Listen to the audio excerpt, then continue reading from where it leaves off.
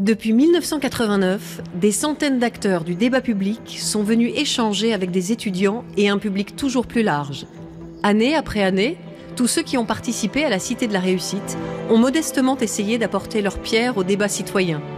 Partager des connaissances, s'intéresser, s'étonner, questionner, apprendre et comprendre les autres, telles sont les valeurs simples que nous avons essayé de promouvoir depuis 2 décennies. L'audace est le moteur de tout, cette disposition de l'esprit, cette force en action qui permet de surmonter les obstacles pour améliorer et transformer la société.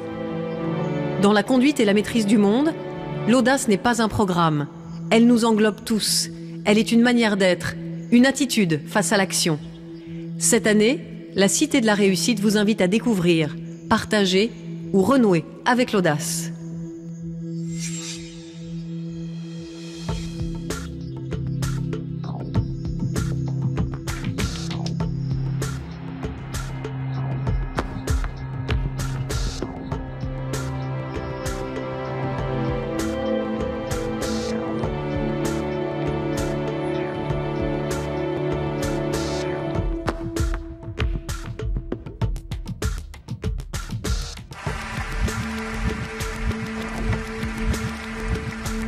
Et bâtir quelque chose ensemble. On est engagé parce que vivre, c'est choisir. Ça veut dire prendre des risques. La réussite ou le succès, c'est une succession d'échecs qu'on surmonte, qu'on contourne. Il faut apprendre à apprendre. J'ai un rêve d'élever l'humanité par la danse. Quelle est l'œuvre d'art qui a pu transformer les gens autant que, je ne sais pas quoi, les 35 heures ou la retraite? Si ce n'était plus la solution McDonald's qui triomphait. Manger la même chose, penser la même chose dans tous les domaines, ça c'est le contraire de la cohésion. Cette mondialisation est au contraire une grande source de diversité. Je crois aux intelligences collectives. On fait partie d'une unité qui s'appelle l'humanité. Je pense qu'on manque plutôt de tolérance souvent. On peut respecter quelqu'un qu'on n'aime pas, on ne peut pas aimer quelqu'un qu'on ne respecte pas. La France doit comprendre qu'elle est multiple et que la différence est une chance. Chacun sait qu'il constitue un maillon et que si ce maillon faiblit, tout s'écroule. La lâcheté générale à l'égard de la responsabilité politique. Mais l'idée, c'est d'installer que les hommes politiques sont complètement déconnectés des réalités. Nous sommes entrés dans un nouveau siècle et déjà il est en danger. L'expérience, c'est une lanterne qu'on a dans le dos et qui éclaire le chemin parcouru. La lutte contre l'incertitude, c'est ça notre destin. L'avenir va être absolument passionnant.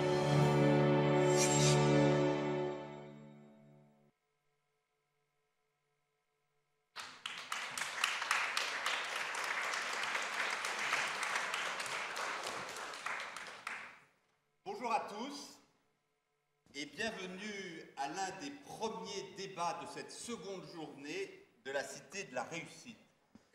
Si j'en juge au nombre de participants dans cet amphithéâtre Liard, je confirme que la plus grande des audaces, quoi qu'en disent de nombreux débats dans notre pays, c'est probablement de travailler le dimanche.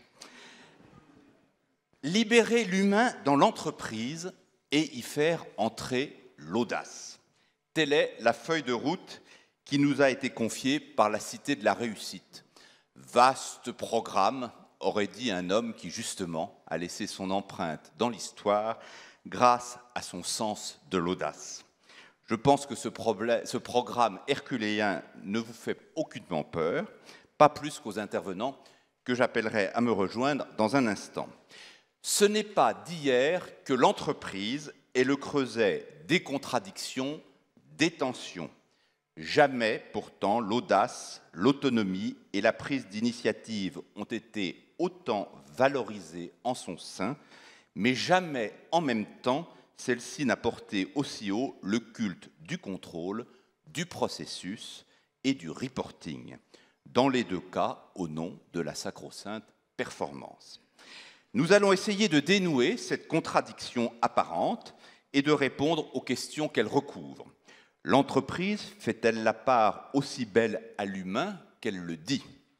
Le chamboulement permanent des organisations encourage-t-il l'autonomie et l'esprit de responsabilité? Certaines organisations y sont-elles plus favorables que d'autres?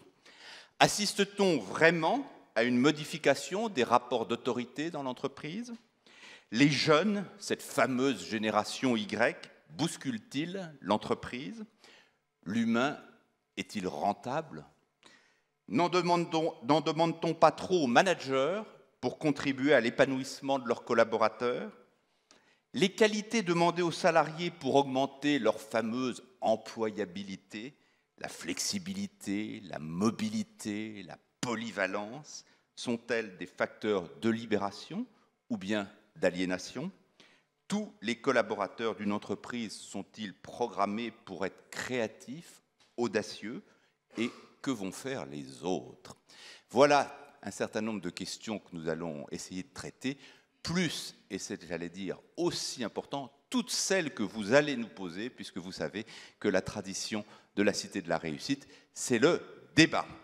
Alors, je vais demander aux intervenants de venir me rejoindre, et j'appelle donc Éric Albert, Thierry Baril, Olivier Mathieu, François Noguet, Antoine Selon, et je vous demande de les applaudir.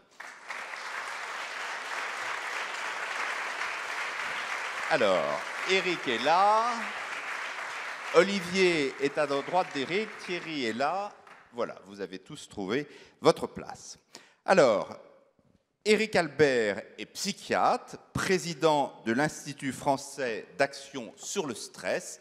Il vient de publier un livre que je vous recommande, qui est en soi-même tout un programme et qui n'est pas du tout éloigné de notre sujet. Partager le pouvoir, c'est possible. Réinventer l'entreprise avec tout de même un prudent point d'interrogation. Thierry Baril est directeur général des ressources humaines d'Airbus Group et d'Airbus. Olivier Mathieu est cofondateur et président de Price Minister, l'entreprise de la place de marché en ligne que tout le monde connaît. Lui, il vient de publier un livre, enfin, il y a un an déjà, un livre qui s'appelle « La gauche a mal à son entreprise ». C'est un livre où, d'une certaine manière, il est aussi question d'audace. François Noguet est directeur général délégué cohésion et ressources humaines du groupe SNCF et Antoine Selon est directeur international d'Ipsos Loyalty. Alors, Antoine, on va justement commencer avec vous. Votre métier à Ipsos, c'est précisément de proposer aux entreprises une batterie de programmes, de baromètres, d'enquêtes, d'études qui vont leur permettre de prendre le pouls de leurs collaborateurs, de leurs salariés, notamment dans les grands projets de transformation qu'elles conduisent. Vous avez aussi réalisé pour la Cité de la Réussite un sondage, une enquête. Que nous dit cette enquête sur notre sujet, la place de l'audace dans l'entreprise? Bonjour à tous. Bien écoutez, cette enquête, elle nous dit qu'on a encore quelques progrès à faire, mais j'imagine que c'est la raison pour laquelle on est réunis aujourd'hui. Elle dit fondamentalement, notamment, que 50% des Français, pas des salariés, mais des Français, considèrent qu'on freine l'audace en entreprise aujourd'hui. Alors, on peut lire le chiffre de deux façons, hein, mais je pense que ça résume assez bien, d'ailleurs, le sujet. Ça résume assez bien, je crois que je vous ai un peu entendu dire en introduction, vous parliez de contradiction. Je pense qu'effectivement, ça résume assez bien cette contradiction entre, d'un côté, des entreprises qui, je crois, encouragent assez fortement l'audace ou à travers des idées de prise d'initiative, de risque, etc. C'est quand même des valeurs qui sont très, très développées, très poussées dans l'entreprise. On en parle beaucoup. Certaines même mettent l'audace en tant que telle comme une des valeurs affichées de l'entreprise. Donc c'est quelque chose qui est très présent. Puis en même temps, on voit aussi que les entreprises sont soumises de plus en plus à la question clé de la maîtrise de leurs risques.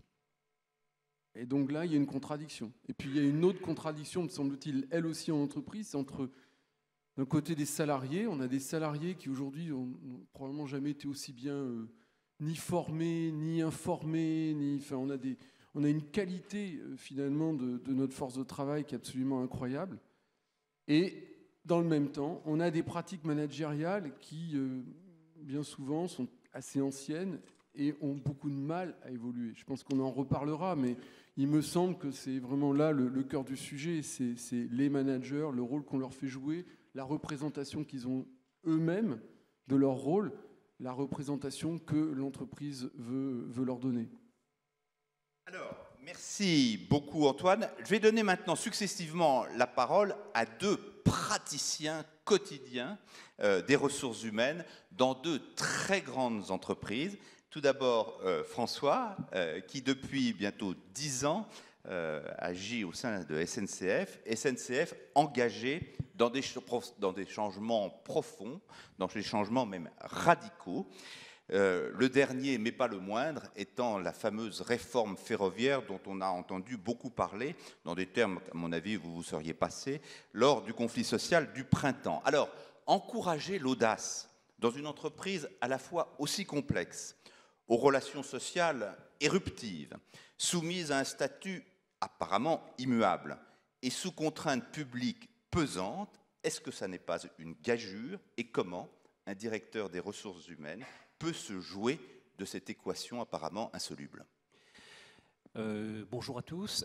Moi, ce que je voudrais dire d'abord, c'est je vais surtout m'appuyer sur mon expérience personnelle, pas uniquement professionnelle en tant que DRH d'une grande entreprise, mais aussi personnelle dans ma relation à l'entreprise, qui est une organisation, comme vous l'avez dit, complexe, importante, ancienne. La SNCF, c'est une vieille dame.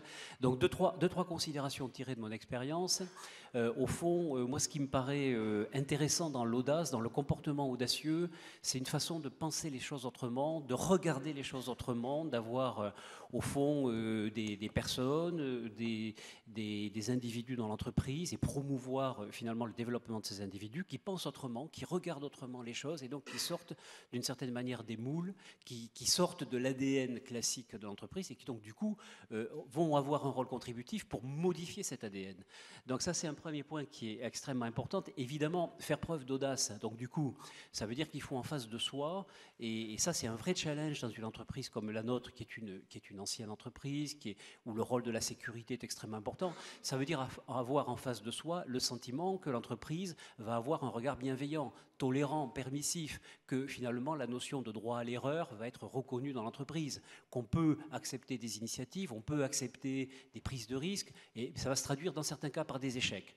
Donc ça c'est un premier point et évidemment nous dans une entreprise comme la nôtre on ne peut pas s'empêcher de regarder les entrepreneurs, les start-up, des gens comme Richard Branson qui a construit son empire à partir de tas de paris et puis il se plante à un moment donné, hein, c'est le tourisme spatial, l'échec qu'il vient de connaître, bon, n'empêche il va continuer. Alors après, si j'en viens maintenant à la gestion des ressources humaines, plus que la relation avec les syndicats qui est encore quelque chose de vraiment très particulier, mais sur la question par exemple de comment on prépare les générations de dirigeants de demain, comment on prépare l'évolution des potentiels, comment on gère finalement la capacité de certains à prendre des responsabilités de plus en plus importantes dans l'entreprise. Moi, ce qui m'intéresse, c'est finalement que dans l'audace, il y a je dirais, une certaine dose d'inconscience presque.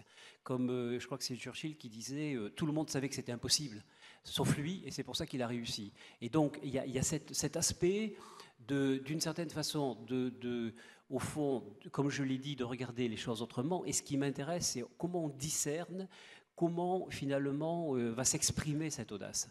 Alors dans l'audace, pour moi, il y a 2-3 points importants, notamment justement dans la gestion des cadres et des cadres dirigeants.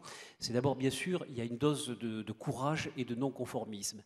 Mais derrière courage et non-conformisme, souvent, j'ai remarqué que se cache aussi une dimension de simplicité, d'authenticité dans les relations avec son environnement, qui fait qu'on peut dire les choses autrement, qui fait qu'on peut avoir renouvelé les relations, et ça c'est vrai aussi bien avec la ligne hiérarchique dans une entreprise que même avec les organisations syndicales dans le cadre du dialogue social. Deuxièmement, je pense que c'est il y a une notion de prise de risque. Et donc, prise de risque, ça veut dire aussi accepter de tomber, et donc savoir qu'on va devoir se relever.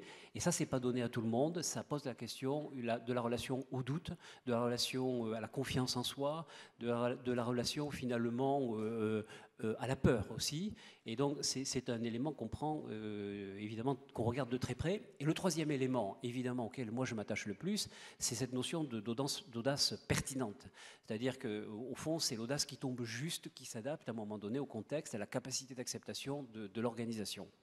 Est-ce qu'il y a une dimension culturelle des entreprises qui va plus ou moins favoriser le développement de l'audace, la prise de risque? Est-ce qu'aujourd'hui, vous diriez que SNCF est un groupe qui est prêt à agir dans l'audace, ou au contraire qu'elle a sur ce terrain un retard? Moi, je suis convaincu que l'audace, je dirais le développement de l'audace dans l'entreprise se construit, se développe de manière méthodique. Par exemple, je donne 2-3 exemples. C'est d'abord la capacité de donner la parole, de libérer la parole. Et là, le digital nous aide. Par exemple, on développe des réseaux sociaux, on développe des communautés apprenantes, et clairement, c'est un lieu de croisement d'expériences, de développement d'idées, de développement de projets. On a par exemple le plus grand réseau SNCF au féminin dans l'entreprise. On a développé le féminin qui est assez peu représenté à cette tribune, qui ne l'était pas non plus dans le débat que j'ai animé hier soir. C'est à se demander si le risque est une vertu féminine, masculine ou l'aversion au risque. Nous ne trancherons pas cette question, mais je pense qu'elle mériterait d'être posée aux organisateurs de la cité. Aujourd'hui, on a dans le sondage, c'est intéressant parce que les Français disent que c'est... Je suis d'accord, c'était un peu facile. Mais ce qui est amusant, c'est que dans le sondage, les Français tendent à dire que les hommes sont plus audacieux que les femmes. Donc... Bon, allez, oulala, nous aurions dû nous concerter. François, vous pouvez reprendre la parole après cet incident de séance. Voilà. Je voudrais aussi citer quelque chose qui est très intéressant, qui est le management des compétences, c'est-à-dire l'encouragement des salariés à aller faire par exemple du mentoring, à aller faire de l'aide à l'extérieur, et ça en finançant un certain nombre de jours de liberté pour sortir de l'entreprise et aller se confronter aussi à d'autres environnements. Donc ça, c'est la première chose, c'est libérer la parole, donner la parole. Il y a un deuxième point qui est très important, c'est croire au potentiel. Et quand je dis le potentiel, c'est pas les hauts potentiels, c'est le potentiel de chaque agent, de chaque ingénieur de base, de chaque agent de maîtrise. Et ça se développe par des dispositifs du type excellence opérationnelle ou autre. On va y revenir. On va y revenir. Je vous interromps parce qu'il faut que les trois autres puissent intervenir et puis évidemment que la salle... Merci beaucoup François. Bien, Thierry, vous êtes vous aussi au sein d'un grand groupe de nature très différente, même si le transport vous réunit l'un et l'autre, hein, parfois vous met en concurrence, à part que vous n'êtes pas de compagnie aérienne. Vous avez passé les 12 dernières années de votre vie au sein du groupe ADS à différentes fonctions. Maintenant, vous pilotez l'ensemble de la fonction RH au niveau du groupe et au niveau d'Airbus, puisque maintenant on ne parle plus de ADS, on parle de Airbus Group. Tout le monde connaît cette entreprise, société plurinationale. Ça n'est pas rien, ça n'est pas un détail. Très haut niveau de qualification pour la plupart de ses collaborateurs, de ses salariés. À la gouvernance qui n'a pas toujours été simple et jusqu'il y a peu avec un poids important de 2 puissances publiques de chaque côté du Rhin. Alors, comment dans une entreprise de cette nature, l'audace est-elle encouragée? De quel poids pèse-t-elle et s'il est possible de la mesurer dans le succès de l'entreprise? Très bien, merci, grande question. Bonjour à tous. Si la SNCF est une vieille dame, en fait Airbus est une jolie jeune femme qui a à peu près 40 ans aujourd'hui et qui fabrique de jolis avions qui, j'espère, vous contentent dans l'ensemble de vos déplacements avec un très haut niveau de technologie, de sérieux, de conscience de la qualité et de la sécurité. C'est là que je pense qu'on se rapproche avec François du matériel ferroviaire. Le seul avantage que va avoir un avion par rapport à un train, François, je suis désolé, c'est que nous passons au-delà des océans, ce qui, bien évidemment, permet sans doute encore de faire davantage rêver. Et c'est un métier où nos salariés rêvent. En fait, il faut bien avoir à l'esprit qu'au tout départ d'Airbus, c'est une bande de pionniers qui, à un moment donné, a eu le courage et l'audace de réunir ses compétences, leurs compétences, pour pouvoir constituer aujourd'hui ce qu'est l'entreprise qui a beaucoup grandi, puisque le groupe Airbus, c'est à peu près 140 000 personnes sur la Terre entière, avec effectivement 4 cœur, qui sont la France, le Royaume-Uni, l'Allemagne et l'Espagne. Alors le poids, effectivement, des pouvoirs publics a été pendant une période très conséquent, puisqu'Airbus et l'ensemble des structures d'Airbus Group sont nées finalement de la fusion d'entreprises qui étaient connues sous le nom d'Aérospatiale, par exemple, qui était une entreprise à caractère public assez conséquent. La même chose en Allemagne avec DASA, CASA en Espagne et puis BAE Système au Royaume-Uni. Et c'est vrai que c'est un élément qui a sans doute contribué à la fois à donner des possibilités audacieuses à cette entreprise, parce que des fonds publics pour pouvoir générer de l'innovation technologique, avec une vision qui était très simple, c'était de battre Boeing. En fait, la vision d'Airbus, pendant des années, ça a été de battre Boeing.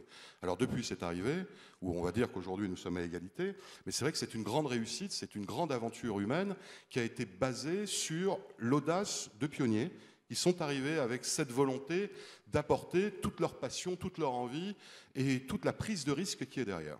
Et puis au fur et à mesure que l'entreprise grandissait, grossissait, par contre, on s'est rendu compte qu'à un moment donné, l'audace pouvait disparaître du fait de la taille de l'organisation, du fait de la complexité des organisations et aussi du fait des guéguerres qui pouvaient exister au niveau national entre les différentes parties.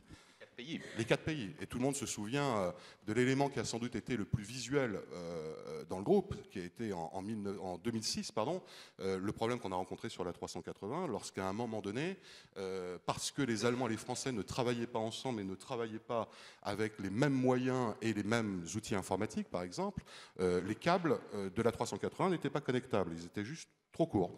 Ce qui est un truc absolument incroyable dans la complexité technologique qui est la nôtre. Alors c'est le genre de choses qui ne pourraient plus arriver aujourd'hui parce que depuis, l'entreprise s'est beaucoup intégrée et jusqu'en 2006, l'entreprise ne s'était pas véritablement intégrée, ne travaillait pas comme une entreprise, une seule entreprise.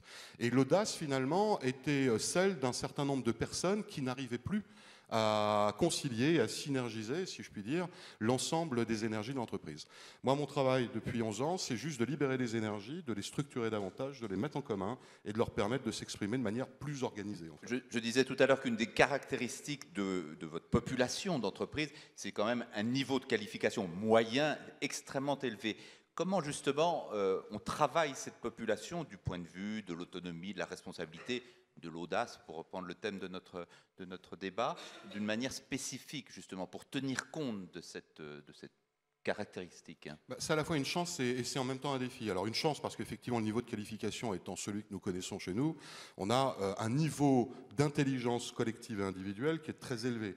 Et ce n'est pas que l'intelligence académique, c'est aussi cette intelligence de situation par rapport à la complexité du produit qui nous occupe. En même temps, c'est un défi parce que plus vous vous adressez à un public qui justement peut apporter des innovations, peut partir un petit peu dans tous les sens, plus il faut essayer, au contraire, de le structurer, de l'organiser, de le formaliser, de telle façon que tout ce que l'on fait d'une manière collective ou individuelle plutôt soit bien à la fin vis-à-vis d'un but commun collectif. Ouais. L'audace en entreprise, ce n'est pas exactement l'audace sportive ou l'audace artistique. Hein. Elle est toujours encadrée. Elle est encadrée, mais c'est un élément de valeur de l'entreprise. Vous le citiez tout à l'heure en disant nous faisons partie de ces entreprises qui, en fait, aujourd'hui prônent l'agilité à tous les niveaux, l'agilité du management et notamment comme vertu principale l'audace et le sens de l'innovation, de prise de risque, d'aller de l'avant.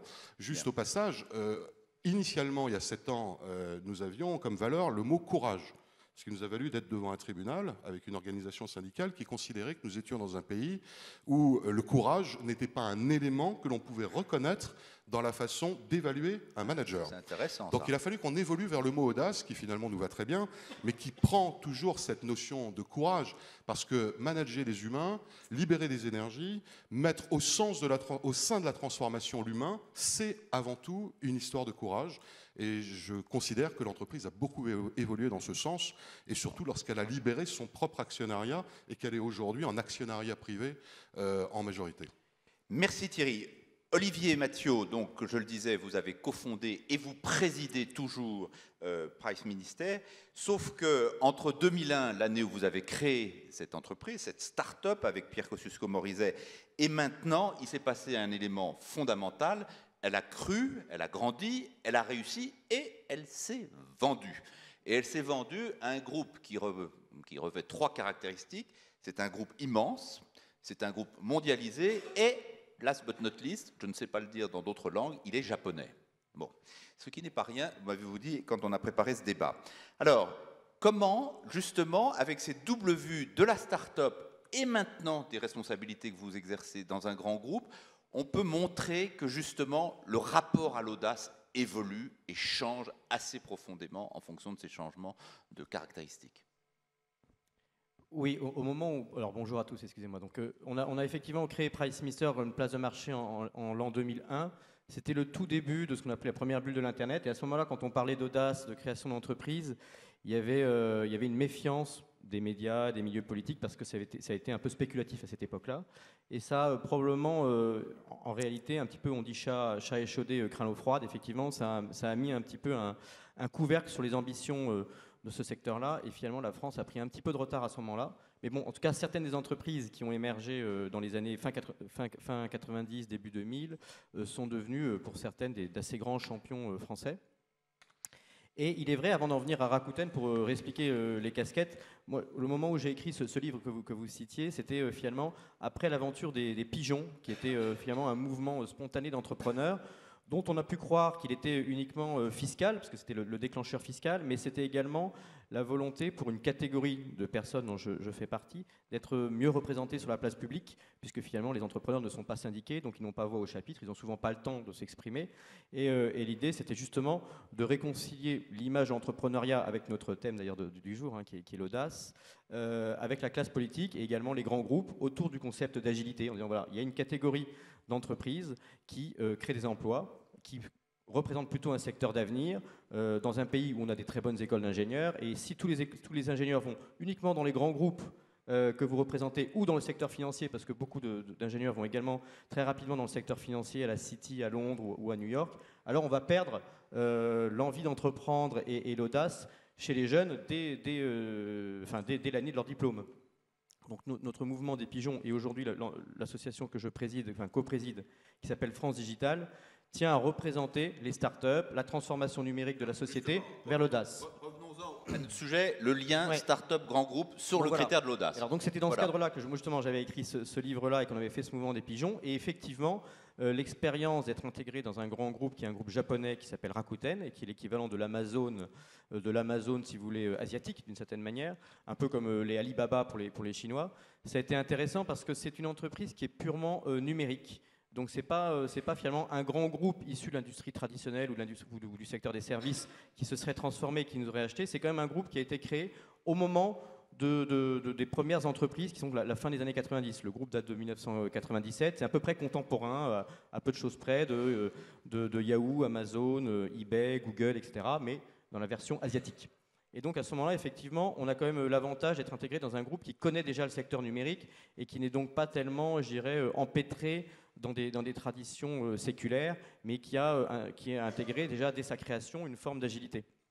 Donc en cela, je pense que c'est intéressant. Ensuite, ce qui est important de souligner, c'est que finalement le secteur digital a permis à des champions d'émerger très rapidement. Depuis les années 80, quand on reparle d'audace dans l'entreprise, on voit qu'il y a des entreprises qui ont émergé et qui sont devenues réellement des champions avec des capitalisations boursières qui sont parmi les plus élevées du monde. Et dans les années 80, c'était plutôt des sociétés informatiques ou logicielles, de type Microsoft ou Apple, Hewlett-Packard, etc. Et puis ensuite, fin des années 90-2000, on a eu des géants purement de l'Internet, comme eBay, Amazon, Rakuten, etc., Alibaba, début des années 2000. Et ces entreprises-là sont devenues plus grosses que beaucoup des entreprises industrielles, donc avec une agilité et une capacité à émerger et à devenir un géant mondial beaucoup plus rapidement. Par exemple, savez-vous quel est l'âge moyen des entreprises du CAC 40 en France ? L'âge moyen de l'entreprise ou des collaborateurs dans l'entreprise ? De l'entreprise. De l'entreprise ? Oh, il y en a c'est 102 ans. Voilà. D'accord. Donc probablement vous êtes la plus jeune, une des plus jeunes. Alors évidemment, on a l'exemple en France de Free, Iliad, qui est un grand groupe qui est devenu milliardaire, en termes de capitalisation boursière. Mais en France, on n'a pas été capable de faire encore émerger des champions de cette taille-là. Alors qu'aux États-Unis, c'est plutôt à peu près l'inverse, c'est-à-dire que les Facebook, Google, etc. valent aujourd'hui plus cher que Air France, Peugeot, etc. En gros, nos dernières startups championnes du monde date plutôt de la fin du 19e siècle. Ce serait pour vous un symptôme que la France est quand même relativement rétive à l'audace dans ses entreprises. C'est-à-dire qu'on a du mal à transformer la société française et les grandes entreprises dont le modèle a été vertueux, parce qu'encore une fois, à la fin du 19e siècle, on a une grande dépression économique, et les startups de l'époque, c'était pâté. c'était Michelin, Peugeot, etc. Donc les secteurs industriels, la révolution industrielle, les secteurs de l'information. Mais les nouveaux secteurs, la nouvelle révolution dans laquelle on vit aujourd'hui, devrait inviter à se reposer la question des modèles économiques à l'intérieur de l'entreprise pour se demander comment on la transforme sur le plan numérique. La révolution de l'information est une réelle révolution. Je repose ma question pour que vous nous donniez votre point de vue personnel sur ce que vous avez vécu, vous, pas la grande fresque française. Est-ce que vous, quand Price Minister a rejoint Rakuten, la question justement du maintien de la culture, de l'audace, de l'innovation, qui était la start-up que vous aviez créée et qui était devenue un peu plus grosse, s'est posée et dans quels termes? Comment avez-vous fait en sorte que vous ne soyez pas menacé dans votre esprit d'audace par la fusion avec un grand groupe? Ce que je vous disais, c'est que comme c'est un groupe qui est purement numérique et qui lui-même n'a moins de 20 ans, en fait, en réalité, on est encore dans une entreprise qui a certes plus de 10 000 salariés, qui en bourse a une valeur entre 15 et 20 milliards de dollars. Donc c'est effectivement un géant. En réalité, elle est encore relativement agile de par la souplesse de son organisation et également sa ramification et son organisation. C'est-à-dire que c'est une entreprise qui a de nombreuses petites filiales partout dans le monde et donc qui fonctionne comme un réseau, d'accord, avec ce qu'on appelle une agilité. Et ce mot-là, il faudra expliquer parce que c'est le plus essentiel. C'est comment est-ce que la société française, les grandes entreprises françaises peuvent s'inspirer en termes d'agilité des organisations de type numérique, qui sont souvent des organisations qu'on appelle bottom-up. Ce que fait par exemple Rakuten. Vous, la culture digitale l'emporte sur la taille. La culture digitale l'emporte sur la taille. Elle permet deux choses, mais il y a un risque, un troisième risque sans langue de bois. Elle permet d'une part d'avoir des modes d'organisation collaboratifs et participatifs. On appelait ça régulièrement le bottom-up, si vous voulez, plutôt que le top-down. C'est-à-dire qu'on peut vraiment, je disais employer des mots anglais parce qu'ils sont très difficiles à traduire, mais nous on a une vocation qui est l'empowerment, c'est-à-dire vraiment responsabiliser les cadres à tous les niveaux, c'est-à-dire au plus près de Thierry fait remarquer l'information. que le mot n'existe pas en français et que c'est peut-être déjà un signe. C'est-à-dire que ça veut dire à la fois autonomiser, donner le pouvoir. Ouais. Ça veut donner le pouvoir, donner de l'autonomie. Mais ça veut dire qu'en réalité, avec la société de l'information numérique, on peut localiser la décision à l'intérieur d'une organisation au plus près de ceux qui connaissent, ceux qui ont l'information. Et celui qui a l'information, il faut lui faire confiance et qu'il puisse prendre sa décision parce qu'il connaît mieux le sujet que probablement son manager ou son PDG. Très bien. En revanche, on va y juste revenir. pour Non, conclure, il faut conclure maintenant. On va revenir. Il y aura plein de questions qui vous permettront de rebondir. Je voudrais finir avec Eric, qui, comme je l'ai dit, a été psychiatre, on doit l'être toujours, et président de l'Institut français d'action sur le stress. Alors, vous avez quitté la médecine il y a une vingtaine d'années pour basculer clairement et résolument dans le monde de l'entreprise. Comme l'indique le nom de votre institut, vous avez eu très tôt l'intuition que la gestion du stress serait un défi redoutable pour les directions d'entreprise. Mais au fil du temps, vous avez élargi votre territoire à la mobilisation des collaborateurs dans les phases de transformation. Alors, j'ai dit que vous veniez de publier un livre, Partager le pouvoir, c'est possible. N'est-on pas dans l'univers de l'injonction paradoxale, du double bid, comme on dit, dans votre corporation? Alors, sûrement, et déjà dans la représentation qu'on a de l'audace, et je voudrais revenir un peu là-dessus, je pense que je ne suis pas sûr qu'on parle nécessairement de la véritable audace dont on a besoin. Notre image collective de l'audace, c'est une image qui est complètement marquée par le héros. Qui ose ce que le commun des mortels n'ose pas, qui transgresse, qui prend des risques. Olivier est une représentation moderne du héros dans l'entreprise. Et donc l'audace est mesurée à l'aune du fait que quelqu'un fait quelque chose que les autres n'osent pas faire. Je pense qu'il faut sortir de ça, que la véritable audace, c'est l'audace qu'on a vis-à-vis de soi-même. Que chacun d'entre nous, nous avons dans notre capacité à renoncer à nos évitements, à sortir de nos zones de confort pour nous mettre dans des postures qui, d'une certaine façon, nous mettent individuellement, nous, chacun d'entre nous, en risque. Donc je crois que c'est là où du coup, si on prend cette définition de l'audace, vous verrez que les femmes sont probablement beaucoup plus audacieuses que les hommes. Ouais, alors là, gare à la démagogie, mon cher Eric, gare à la démagogie. Non, je maintiens ce que je dis. Je pense que le sondage vient d'un malentendu. On est sur un modèle de l'audace testostérone, qui est à mon avis complètement déconné. Oh là là. Première chose. Deuxième chose, la question c'est pourquoi est-ce que l'entreprise a besoin d'audace aujourd'hui? Parce que l'entreprise, son seul sujet, c'est d'être efficace. Elle cherche à être efficace, le plus efficace possible, tous les jours. Ce qu'on cherche tous, c'est dans nos actions à être plus efficace. Pourquoi est-ce qu'on a absolument besoin d'audace aujourd'hui? Parce que ce qui se passe dans le mouvement sociétal qui est en train d'émerger et qu'on voit apparaître fait que l'entreprise n'est plus adaptée à la société dans laquelle elle vit. Ce qui est tout à fait déroutant. Et c'est très nouveau. L'entreprise, jusqu'à présent, était plutôt en avance. Là, elle a du mal. Alors, quelques exemples. Pourquoi l'entreprise a besoin d'être audacieuse? Parce que l'entreprise doit utiliser l'envie plus que la pression dans la motivation des acteurs. L'entreprise ne sait pas faire aujourd'hui. Elle sait très bien mettre la pression, elle sait très bien mettre de la récompense quand les gens ont été performants, mais elle sait très mal susciter l'envie. Et on va voir que pour susciter l'envie, ça suppose de la part du manager beaucoup d'audace. Deuxième exemple, comment l'entreprise est capable de sortir de la performance individuelle avec la mesure de la performance individuelle, les fameux KPI, toute une série de systèmes en réalité de mise en rivalité des acteurs, avec un modèle implicite qui est on cherche à faire émerger les meilleurs parce que c'est comme ça que les dirigeants sont arrivés eux-mêmes au pouvoir, et ça se fait contre les autres, par un vrai système de performance collective.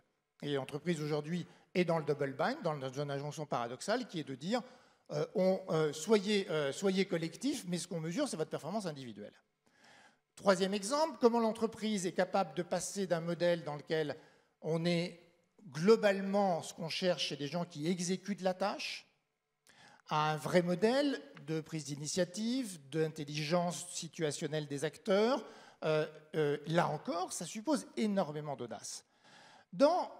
Si on veut que les entreprises soient capables, pour rebondir sur ce que disait Olivier, d'être complètement adaptées dans le monde dans lequel elles vivent, l'audace fondamentale n'est pas forcément une audace stratégique de prendre des risques, c'est une audace interne à l'entreprise, je crois vraiment ça. Elle est managériale et elle passe en grande partie d'ailleurs par la capacité des managers et des dirigeants à accepter de perdre le contrôle. C'est extrêmement audacieux pour un dirigeant de perdre le contrôle, par exemple, de réduire le nombre de reporting. C'est extrêmement audacieux pour un dirigeant de perdre le contrôle, par exemple, de réduire le nombre de process.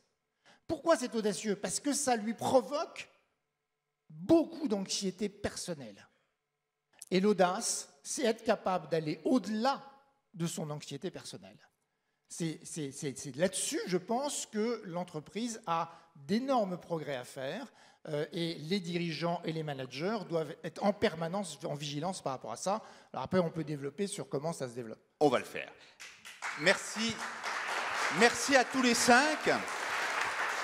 Les questions vont permettre certainement d'aller très au fond de ce que je perçois, non pas comme une contradiction, mais une forme de nuance. J'observe que, d'une certaine manière, le jugement le plus critique sur l'existant est venu de 2 acteurs qui sont relativement extérieurs, observateurs, même s'ils sont très impliqués dans la vie des entreprises, Antoine d'un côté, Éric de l'autre, et que j'ai senti un discours, j'allais dire, plus confiant, plus serein, d'une certaine manière, moins aiguisé sur les difficultés de la part des hommes qui sont aux commandes.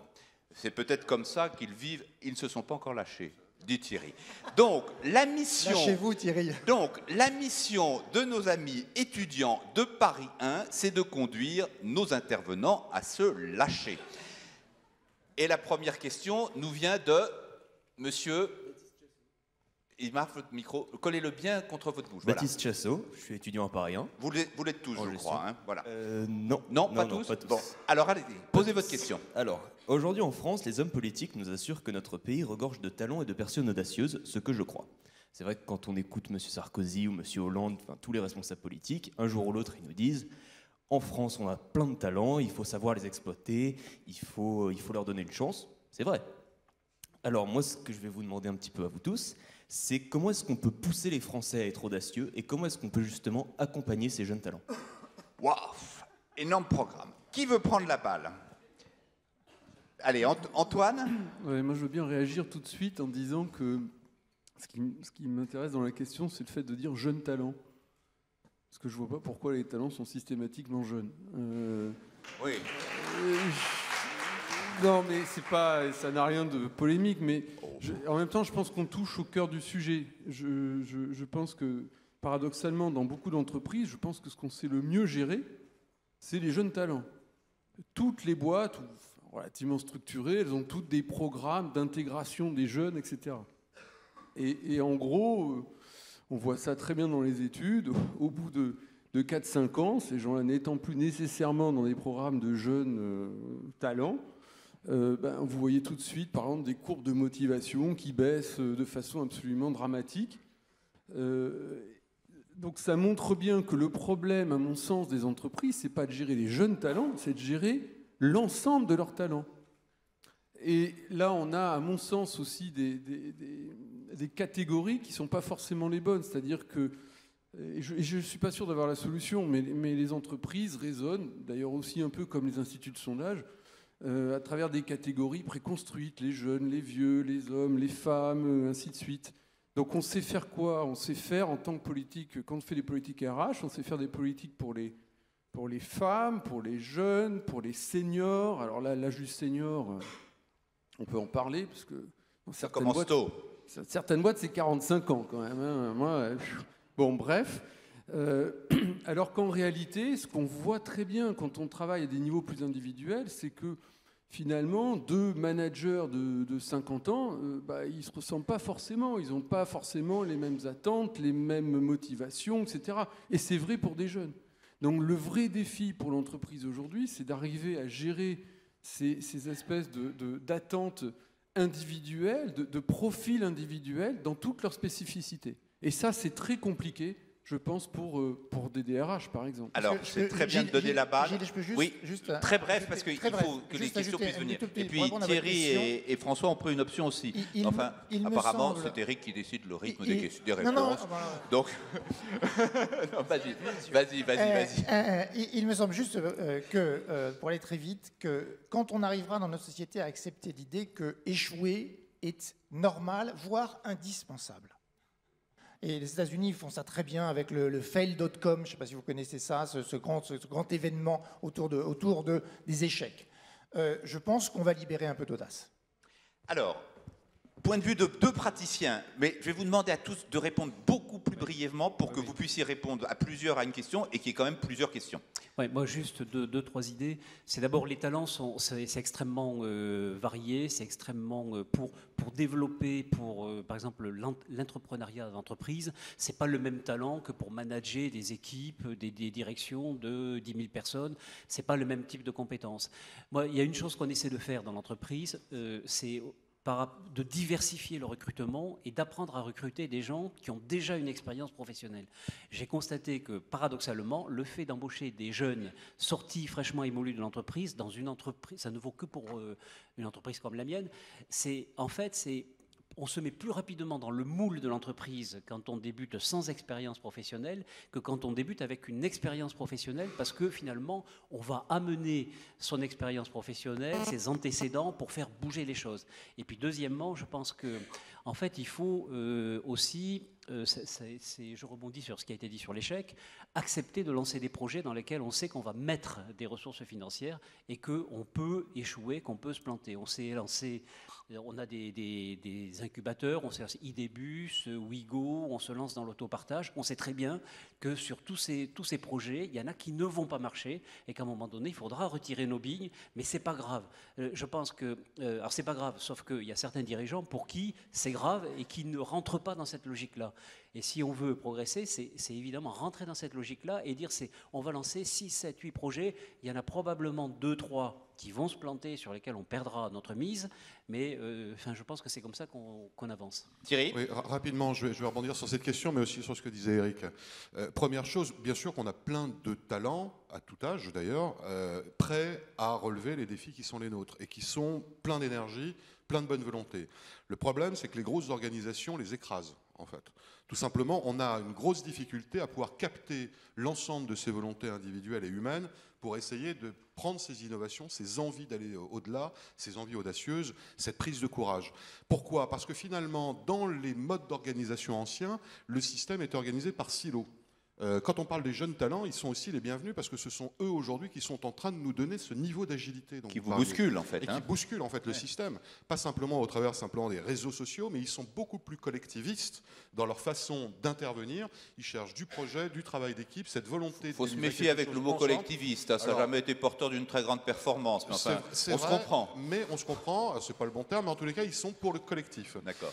Là où on va avoir dans des organisations qui sont plus anciennes, sur des gens un peu plus anciens dans l'organisation, finalement la volonté de protéger, de sécuriser, de surtout pas se mettre hors de cette zone de confort que vous citiez.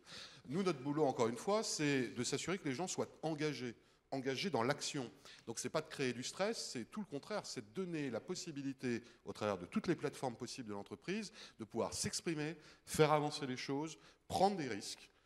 Et être jugé dans la prise de risque et donc accepter que de temps en temps, si vous voulez, moi traditionnellement je trouve que la France est un pays corporatiste, c'est-à-dire qu'en gros, en général, dans les grands groupes et dans les administrations, on favorise la carrière de ceux qui prennent le moins de risques possible. Il faut comprendre ça.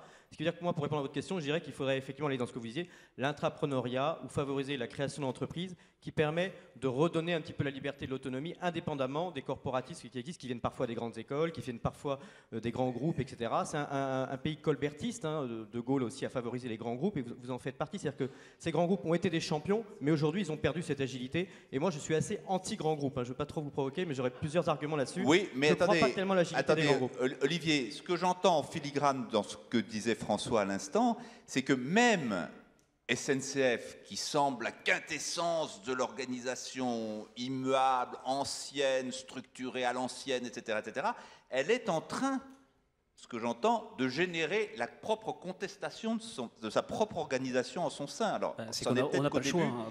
Oui, mais c'est peut-être une réponse à Olivier. Enfin, je ne suis pas chargé de défendre SNCF. Il est bien assez grand pour se défendre tout seul. Non, on arrête, parce que sinon, ils ne vont pas poser de questions, ils sont là pour ça, ils ont travaillé des jours et des jours pour ça.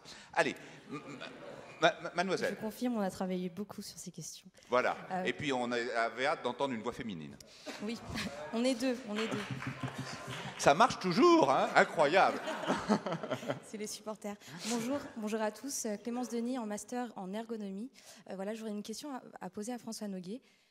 Alors qu'aujourd'hui les systèmes d'évaluation sont largement remis en question et critiqués, une refonte des systèmes d'évaluation dans l'entreprise ne serait-il pas une preuve d'audace de l'entreprise et ne permettrait pas de libérer enfin les collaborateurs? Très bonne question.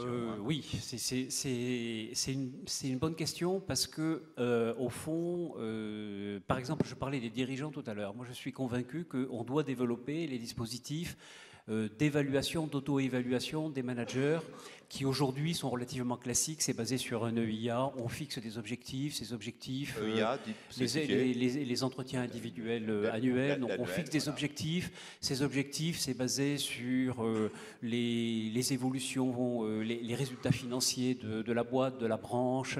C'est fixé, c'est basé sur des résultats individuels.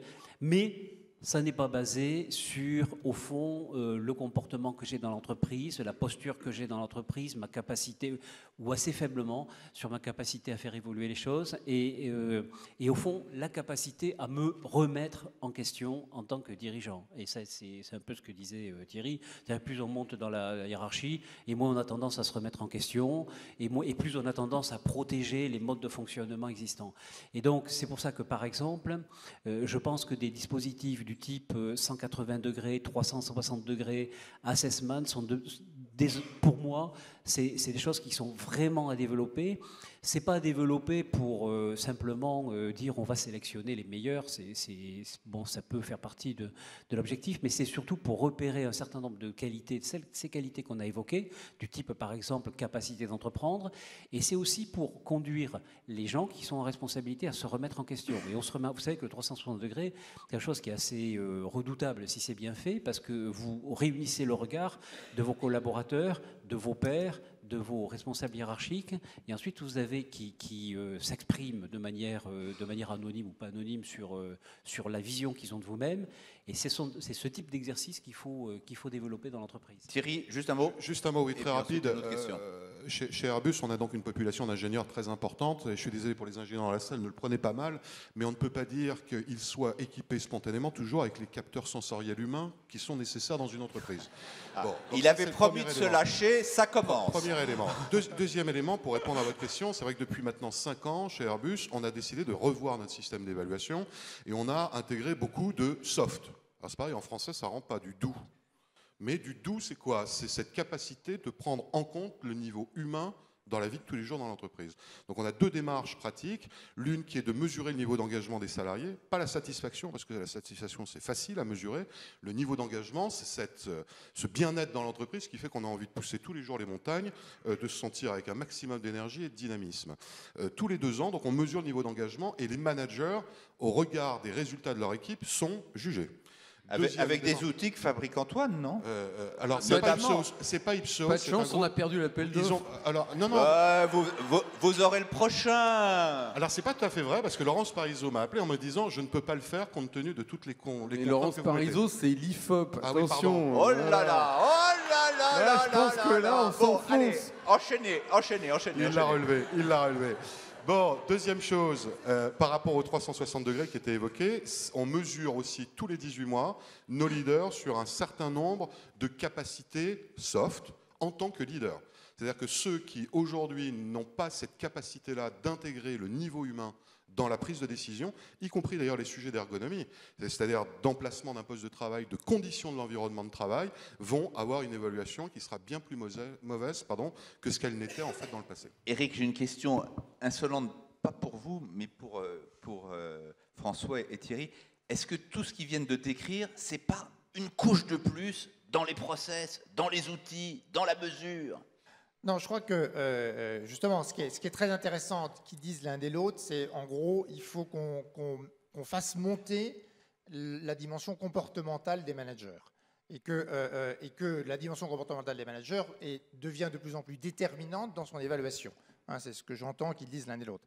Et ce qui est certain, c'est que dans une entreprise, plus on est capable d'agir, d'avoir une influence collective sur les comportements des acteurs, moins on a besoin de process. Parce qu'à la fin des fins, le vrai sujet, c'est qu'est-ce qui fait que j'ai confiance dans quelqu'un? Qu'est-ce qui fait? Et alors, plus l'entreprise est grande, plus je dois avoir confiance dans quelqu'un qui m'est éloigné. Et je peux avoir confiance dans quelqu'un si j'ai l'impression qu'il a les mêmes valeurs, les mêmes états d'esprit et qu'il va adopter des comportements qui sont en lien avec une culture qui est la culture de l'entreprise.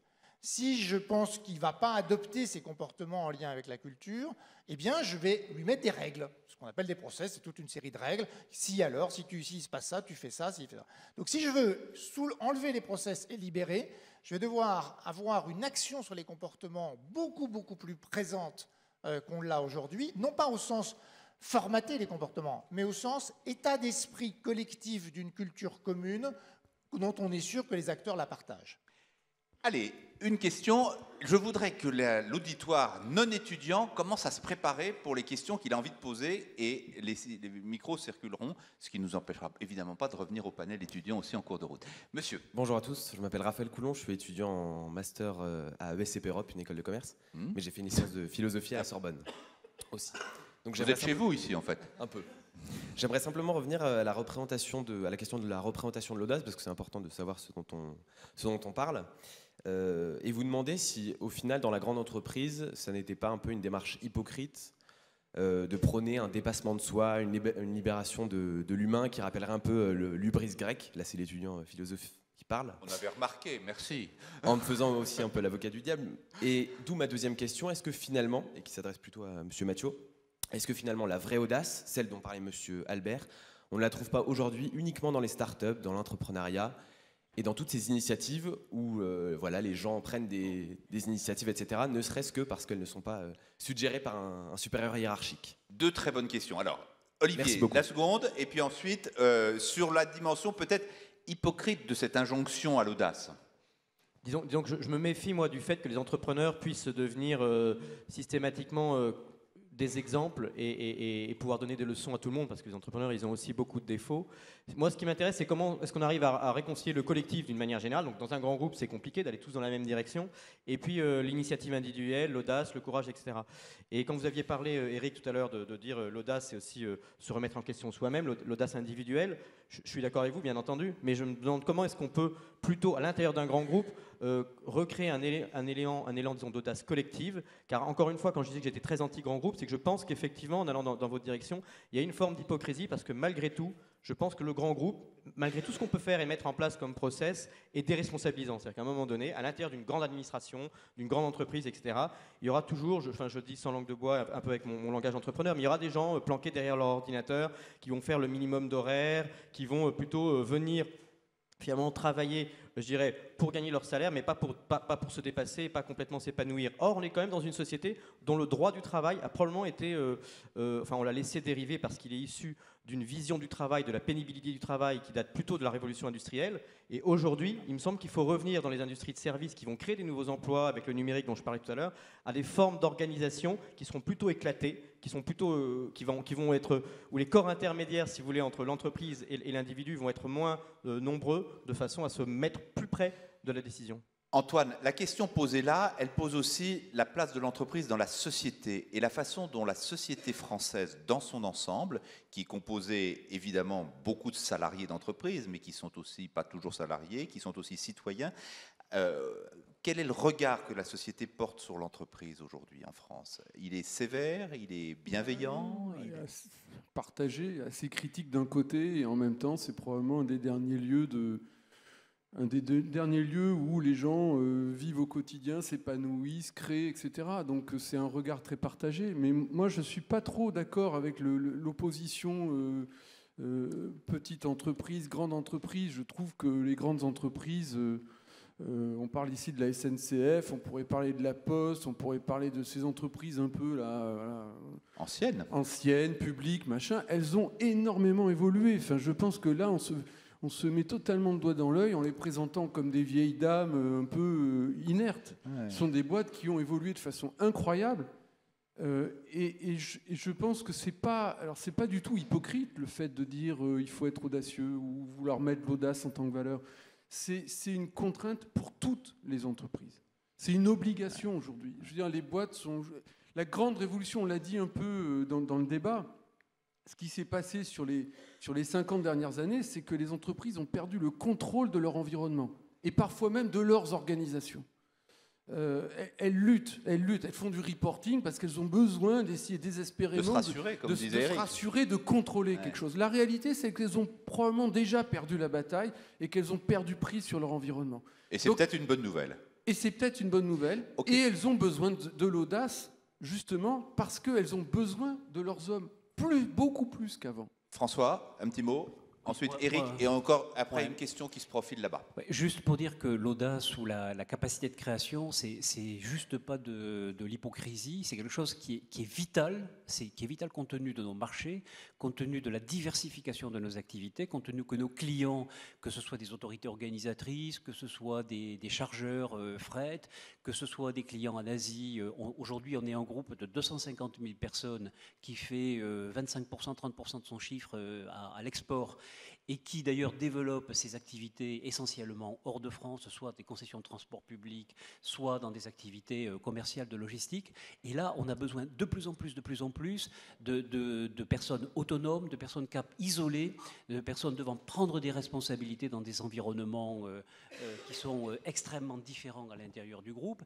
Et ce que je dis là pour ces activités qui sont pas les activités ferroviaires historiques, c'est aussi vrai pour les activités ferroviaires historiques, parce que de plus en plus, nous, une des conditions de survie, c'est la décentralisation du groupe, c'est-à-dire de faire en sorte que des managers, des jeunes managers par exemple, qui se retrouvent très vite avec des responsabilités de 200, 300 personnes à diriger une ligne de RER ou à diriger un établissement d'entretien du matériel, sont des gens qui doivent prendre des responsabilités, qui sont confrontés à des injonctions souvent contradictoires, c'est vrai, des grandes organisations, mais ce qui fait la différence en matière d'efficacité, c'est leur capacité à prendre des responsabilités, à prioriser les priorités et les responsabilités, et à prendre des décisions. Éric, un petit mot, mais très bref, parce qu'il y a le boss de la Cité de la Réussite qui est là-haut, et s'il voit qu'il n'y a pas assez de temps réservé aux questions, je vais me faire engueuler à la sortie. Donc, réponse courte, de plus en plus courte, parce qu'il ne nous reste qu'une seule demi-heure, et il y a plein de questions à poser. Deux petits points par rapport à ce que vient de dire Olivier, un point qui m'afflige, et puis un point d'accord avec lui. Quand Olivier dit il y aura toujours des gens qui seront des ronds de cuir et qui feront rien, il renonce à donner envie. Et moi, je pense que le dirigeant ne doit jamais renoncer à donner envie. Je ne crois pas. Je pense que le ressort, on peut le trouver chez tout le monde. La deuxième chose sur laquelle je suis d'accord, et un petit exemple par rapport à ça, dans les grands groupes, beaucoup de grands groupes aujourd'hui pensent que l'unité qui fonctionne pour que les gens soient responsabilisés, qu'ils aient de l'initiative, etc., et qui fonctionne en collectif, ne doit pas dépasser 200 personnes. Et l'exemple, c'est Gore-Tex, qui est un groupe de chimie, et qui a partout dans le monde des entités, mais jamais plus de 200 personnes, et dans lequel on évalue la performance des acteurs à leur contribution au collectif. Très bon exemple. Allez, il y a plein de mains qui se lèvent. Question courte, réponse. Moi, j'ai un micro. Voilà, je peux poser la question donc. Mais madame aussi, et comme vous êtes un galant homme, c'est la dame qui la posera en premier. Allez-y, mais vous la poserez ensuite, vous en faites pas. Madame. Bonjour, je m'appelle Dominique Lévy, je dirige Ipsos en France, je ne suis pas Laurence Parisot. Antoine, il faudra qu'on se parle de 2-3 trucs sur les hommes, les femmes, etc. Mais ça, c'est un autre sujet. Je vous écoute depuis tout à l'heure et on parlait de l'âge des entreprises du CAC 40. Nous fréquentons, de par notre métier, un certain nombre de dirigeants. Je suis frappée de l'homogénéité de leur génération, de leur formation et du fait que, pour l'essentiel, ils ont été formés à travers des systèmes de sélection par la compétition. La compétition par essence individuelle. Et j'ai une question assez simple, peut-être pour vous, Monsieur Albert. Est-ce que la compétition et l'audace sont compatibles ? Alors en tout cas, vous avez raison, hein, la compétition, c'est rentrer dans un moule. Et donc, c'est rester le plus possible dans un moule, refuser à tout prix l'échec, parce que dans ce modèle-là. Et puis, ce qui est terrible dans ce que vous dites, c'est qu'une fois qu'on est arrivé à ce modèle-là, on pense que c'est le bon, parce que c'est ce qui vous a fait réussir vous, et donc on le reproduit. Et donc, le problème qu'on a avec les dirigeants actuels, c'est que comme ils sont montés comme ça, ils ont la conviction qu'il n'y a que comme ça qu'on peut reproduire un modèle efficace. Et là, c'est absolument terrible. Très bien. Approbation large. Si je puis me permettre juste un mot là-dessus, on a quand même besoin d'avoir des compétiteurs parce qu'on se bat face à des entreprises qui ne sont pas des enfants de cœur. Je citais Boeing tout à l'heure, c'est une grande entreprise qui a en plus beaucoup d'avantages par rapport à la nôtre. Donc il faut des compétiteurs, mais là où vous avez raison, c'est qu'on essaye de transférer cette énergie de compétiteur en émulateur à l'interne. La compétition, ça peut être aussi l'esprit d'équipe. Monsieur. Oui. Allez, c'est votre tour. Bonjour, je m'appelle Jean et déjà je vous dis merci pour nous parler avec les langues déliées, ce qui est assez rare en entreprise en général et ce qui suscite pas mal de défiance, de méfiance face au discours qui est apporté par les top managers notamment. On est de moins en moins nombreux à les croire quand ils nous disent quelque chose. Et ma question pose sur justement cette communication des top managers, même si elle est top-bottom, je ne sais pas si on a le droit de le dire. Comment est-ce qu'on fait pour sortir de cette langue de boîte ? Oh, excellent, bravo. Bon, ça rejoint ce que disait notre étudiant philosophe tout à l'heure, hein, sur l'addition, il disait hypocrisie, mais derrière ça, il y avait le caractère formaté du langage corporel, du langage d'entreprise, les valeurs, la mission statement, etc. etc.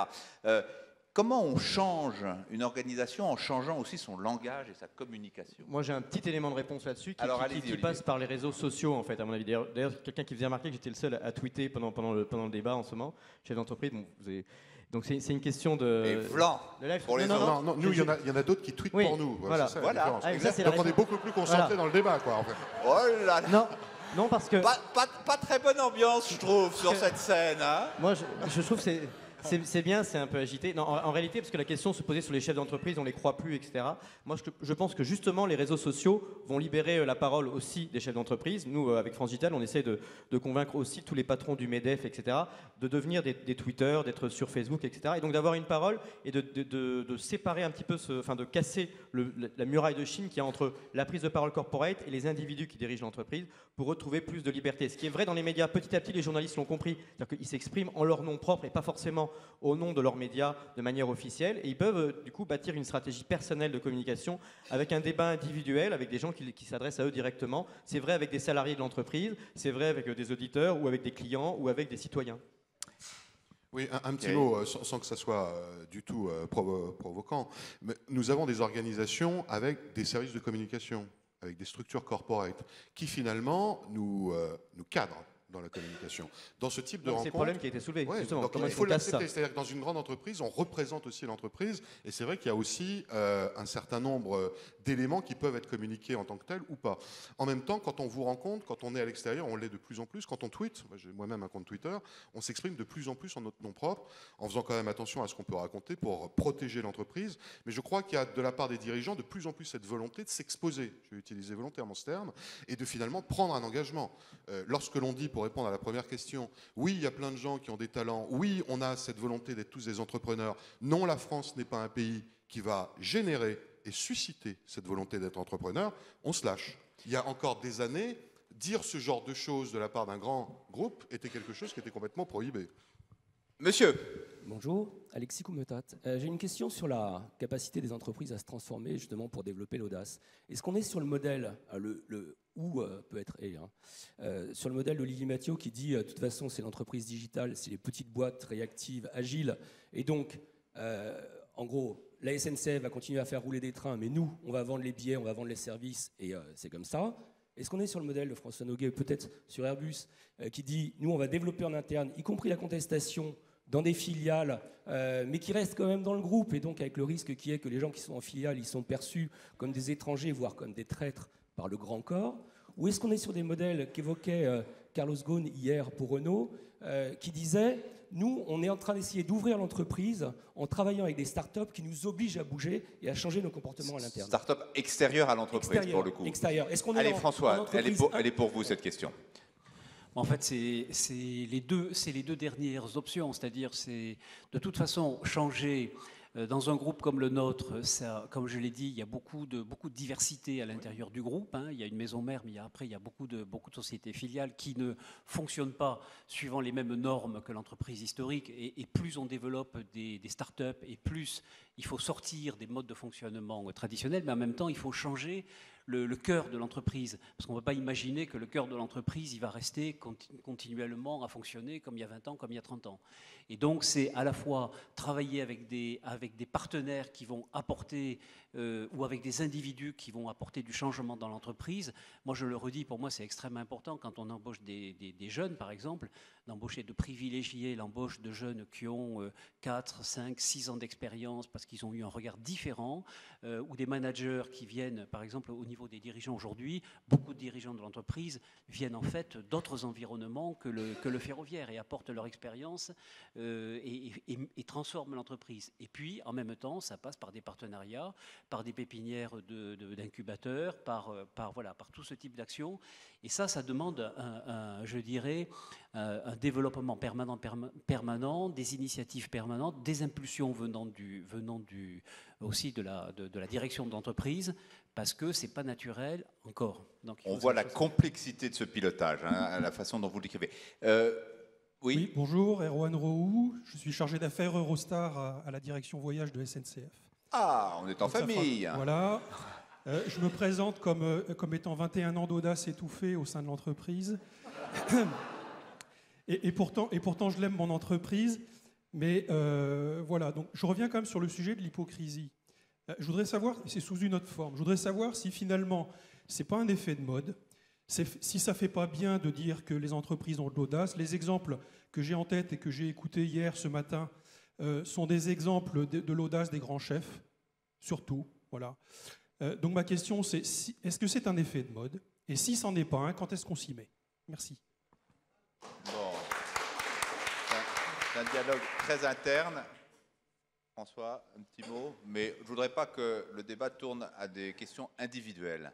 Mais Oui, vous oui. pouvez quand même répondre. Non, Un mais mot. Eurostar est vraiment un exemple de quelque chose qui s'est développé comme voyagesncf.com et qui est parti au début d'un pari qui a été fait et qui a suscité de très gros moyens industriels. Et je dirais qu'Eurostar, comme voyagesncf.com, sont des entreprises qui sont parties de peu au départ et qui aujourd'hui sont finalement sont des entreprises qui pèsent 1 milliard d'euros. Alors évidemment, quand on rentre dans ce type de taille, à ce moment-là, on commence à se heurter à ce que vous appelez l'étouffement des grandes organisations. Et c'est d'autant plus difficile pour des gens qui ont vécu le début et le lancement de ces organisations. Antoine, un mot ? Oui, juste un mot. Je pense que ça pose aussi la question de la visibilité de la transformation. Quand on est, comme vous, dans une direction quelconque de la SNCF ou qu'on est dans un grand groupe, c'est compliqué au niveau de l'individu lui-même de percevoir à la fois l'ampleur des transformations et puis le temps que ça prend. Et la complexité, et ça pose du coup, et la complexité, et donc ça pose quand même du coup la question de comment finalement on arrive à parler de cette transformation, comment on arrive à communiquer avec les salariés autour de ces sujets-là. La question du récit. Absolument. Alors, il y a plein de questions. Je voudrais qu'un étudiant reprenne la parole pour pas qu'on les oublie, et puis ensuite on remontera. Il y a dans les gradins des personnes qui lèvent la main, c'est pas parce qu'il y a une petite barrière entre nous qu'ils n'ont pas le droit à la parole. Oui, bonjour. Donc, je m'appelle Beaumont Pesquier, je suis étudiant à l'ESSEC.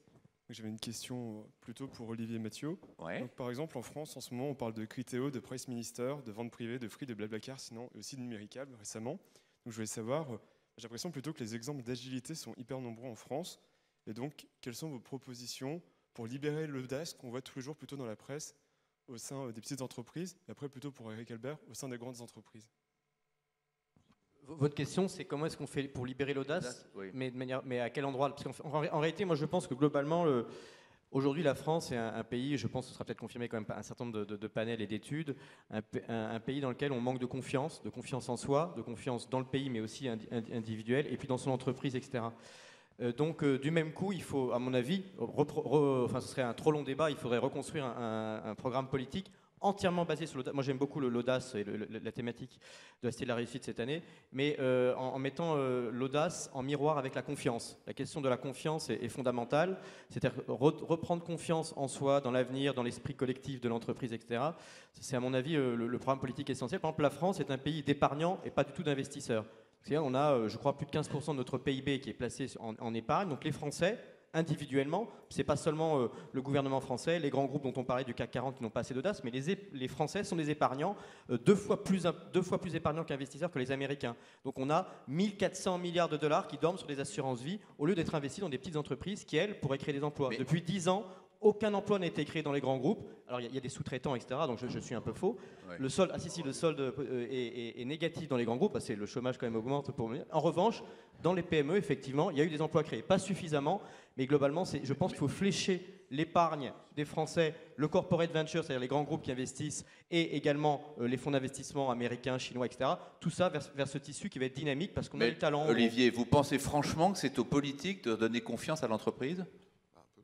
Plus globalement, c'est donner confiance. Enfin, le politique doit y participer. C'est-à-dire que si l'homme politique lui-même n'est pas une figure qui représente la confiance et l'audace, on a un système qui pourrit par la tête. Donc il faut absolument remettre de l'audace, y compris dans la façon de gérer sa carrière politique. C'est ce qu'on appelle le cumul des mandats ou le fait de passer d'un grand corps à une carrière politique sans jamais prendre de risque, parce que si on n'est pas réélu, on réintègre son grand corps, etc.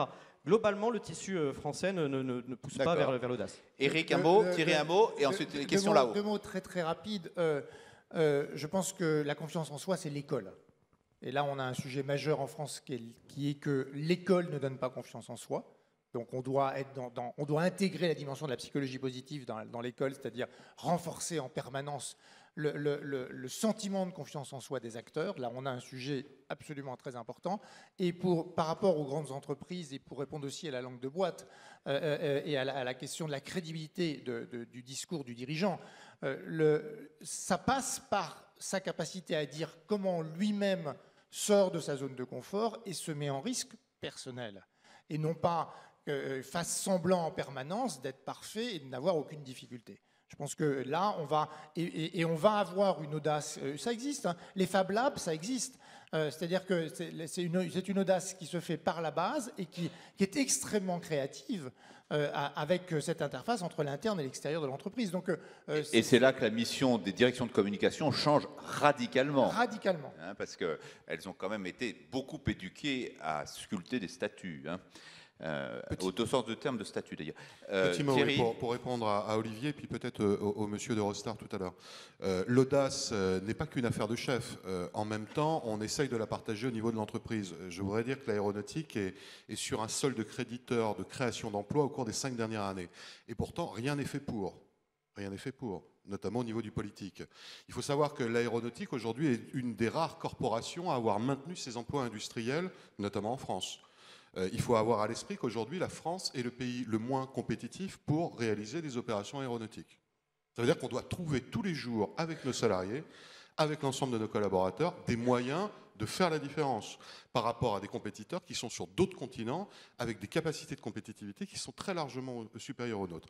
Et ça, je voudrais qu'on l'ait à l'esprit. Airbus Group, c'est 140 000 personnes, c'est 93% de l'effectif dans les 4 pays cœurs que j'ai cités tout à l'heure, c'est-à-dire l'Europe et notamment la France. Alors, il y a une personne là, et ensuite là-haut, monsieur d'abord, parce qu'il a le micro depuis longtemps, et puis ensuite je vous donne la parole. Allez-y, monsieur. Libérer l'humain. Alors, une question pour un panel audacieux. Quelle est l'audace que vous n'avez pas eue pour libérer l'humain dans vos entreprises? Quelle est l'audace où, soit rattrapée par la direction générale, soit par un doute interne troublant, vous n'avez pas encore franchi le pas? Donc, mais qu'ils vont franchir. Peut-être, ne serait-ce qu'en verbalisant. C'est une très bonne question, ça. Elle est pas simple, hein, mais... Non, je la double d'une question un peu plus profonde. Il y a 2 logiques d'organisation d'une entreprise, le pouvoir ou le leadership. Il y en a un, c'est top-down, et l'autre, c'est bottom-up. Voilà. Si vous pouvez libérer l'humain aussi en parlant un peu de leadership. Bon, on va déjà traiter la première question. Hein. La deuxième, elle est un peu compliquée, je trouve. Mais la première va aller au fond de la sincérité de nos intervenants. François, l'audace que vous n'avez pas encore eue. Moi, je pense qu'on a encore beaucoup de chemin à faire sur ce qui a été dit sur la réduction du reporting et la réduction des process. Et la réduction du reporting, ça a été dit très justement par Eric Albert tout à l'heure, c'est faire monter l'anxiété chez les dirigeants. Et surtout dans une très grosse boîte comme les boîtes du CAC 40 ou comme de grandes entreprises publiques, ça veut dire qu'il y a énormément de dirigeants, ça veut dire qu'il y a énormément d'unités de direction, etc. Et accepter de réduire le reporting à un moment donné, c'est basé sur la confiance, ça veut dire se mettre en risque au niveau des dirigeants, ça veut dire aussi, au passage, accepter faire en sorte que les comportements aussi sur le terrain soient modifiés. Parce que moi j'ai remarqué que souvent les mêmes qui vous demandent des marges de manœuvre sont les mêmes qui ensuite viennent vous réclamer des consignes claires quand ils sont en situation de difficulté. Donc ça c'est quand même, si vous voulez, il faut aussi il ne suffit pas de dire on réduit les process, il faut aussi accompagner le comportement des gens qui sont sur le terrain, qui sont en responsabilité sur le terrain pour assumer des décisions, savoir dire non à leur patron et justifier réellement des résultats obtenus ou des difficultés qu'ils rencontrent. Thierry, l'audace que vous n'avez pas encore eue? Ça ressemble. Alors, on a commencé à l'avoir. Je ne sais pas si je peux l'exprimer comme ça, mais je vais le faire quand même. C'est effectivement sortir des process très lourds. C'est-à-dire qu'on a construit pendant des années des process qui deviennent complètement fantasmagoriques. Et là, on développe en ce moment un nouvel avion hors du process de l'entreprise. C'est-à-dire qu'on a décidé de constituer un plateau qui n'a finalement rien à voir avec celui dans lequel on avait l'habitude de travailler depuis des années pour développer nos nouveaux avions. Et pour l'instant, il semblerait qu'on aille beaucoup plus vite, qu'on ait le meilleur niveau d'engagement, qu'on ait le plus faible taux d'absentéisme. Donc on ne l'avait pas fait, on le teste. Ça va avoir pour conséquence finalement de rechallenger beaucoup la structure de l'entreprise et les niveaux de responsabilité de l'entreprise, si on confirme avec cet exemple que c'est finalement la bonne voie pour l'avenir. Olivier, l'audace que vous n'avez pas encore eue? Moi, en fait, la meilleure audace que je pourrais avoir à partir d'aujourd'hui, c'est de repartir de zéro complètement, c'est-à-dire ce qu'on appelle from scratch, et relancer un projet. Ensuite, à l'intérieur de... Moi, les audaces que j'ai pas suffisamment parfois, et c'est les risques qu'on a dès qu'on grossit un petit peu, c'est de prendre des risques plutôt business par rapport à son propre marché. C'est-à-dire faire des nouveaux lancements, mettre en danger ce qu'on a construit. Je ne sais pas encore, je n'ai pas un exemple précis, mais je vois En tout cas, je suis inquiet, même de certains très grands groupes, y compris digitaux, qui n'ont pas eu le courage de prendre un tournant suffisamment important, parce qu'à un moment donné, les actionnaires leur ont dit votre business marche un petit peu, ça dégraisse un petit peu, mais enfin globalement, vous avez des vaches à lait, etc. Et puis à un moment donné, ça peut complètement s'effondrer. Donc c'est vrai que je suis assez admiratif des exemples que donne la SNCF, parce qu'ils sont concurrencés aussi par des modèles collaboratifs de type covoiturage, Blablacar, etc. Et ils lancent leur propre Le multimodal. Voilà, et donc du coup, faire des initiatives en mode laboratoire et projet, c'est ce qui nous permet de reprendre des petits risques qui sont relativement limités en termes financiers. Et si ça marche et ça devient très très gros. Et si ça ferme pas, on plie les gaules et puis on passe à autre chose. Eric, il n'y a pas de raison que vous échappiez à cette question, même Non, si vous mais, n'êtes pas à la tête d'un énorme groupe, vous êtes chef d'entreprise, et surtout, la manière dont vous conseillez l'entreprise, c'est aussi un pilotage de l'audace. Jusqu'où pouvez-vous aller? Jusqu'où pouvez-vous convaincre? Quelle est l'audace que vous n'avez pas encore eue dans le rapport avec vos clients? En tout cas, dans mon rapport avec moi-même, puisque j'ai lancé le sujet, je vais me l'appliquer. Dans mon rapport avec moi-même, ma difficulté, mon audace, ça serait de ne pas agir.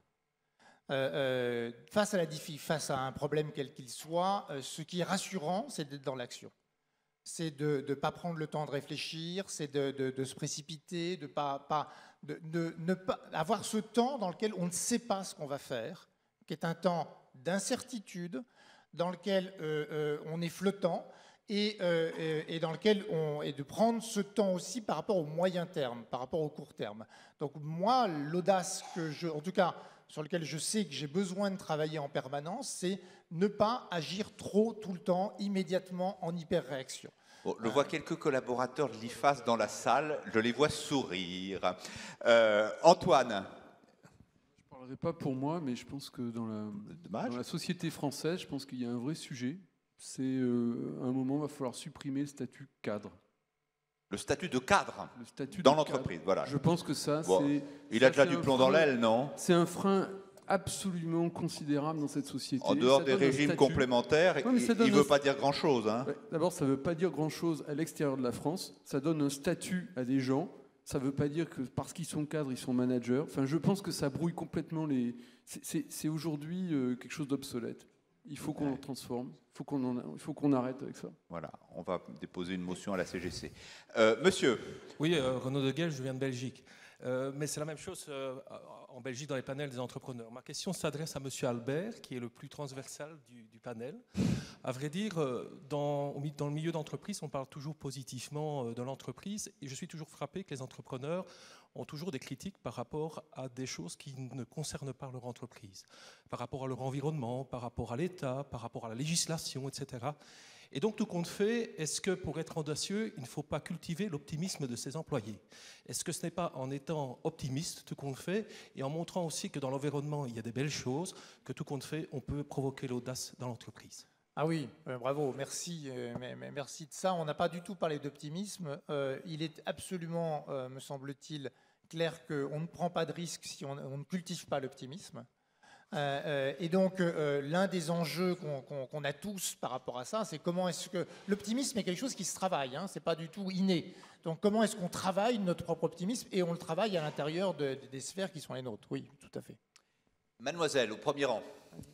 Oui, bonjour, Aude Moméja, étudiante à Paris 1. J'aimerais revenir tout à l'heure sur ce que François Noguet a dit au tout début, lorsque vous avez mis en avant les techniques de la SNCF pour libérer la parole et favoriser l'audace dans votre entreprise.